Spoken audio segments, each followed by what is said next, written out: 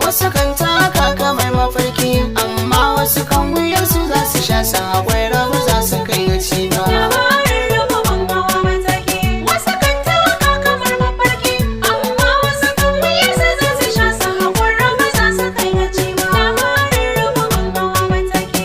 Wasu kan taka kamar mafarki, amma wasu kan wuyarsu za su sha sa akwai rabu za su kai gaci ba. Mai azanci ban hana ka kai yau maganar ka akan uwar rago ba. Shi lalaci baya hana rabo ya zo, amma in kun yi duba ba ruhi wanda za ya bar jiki ba tare da cinye da rabo ba.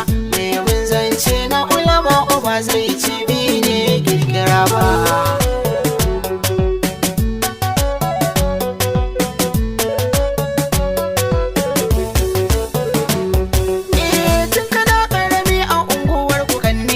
Wasu aisi ke ta fama, amma kuma sun gaza su tara balle burin zuciya su cimma. Wani kuma da ya dira wa lamari ka gaba wahala tuni ya girma. Haka Allah kan yi lamarin su ba wani mai cewa bai yau da ba.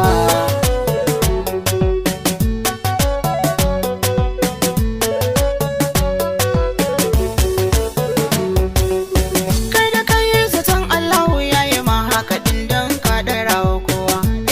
Ka zaƙe da ji da kai sai awwa ya gari a ganka gawa. Ko ya kaga ɗan adam ka sa a ran shi ma Allah ya bashi baiwa.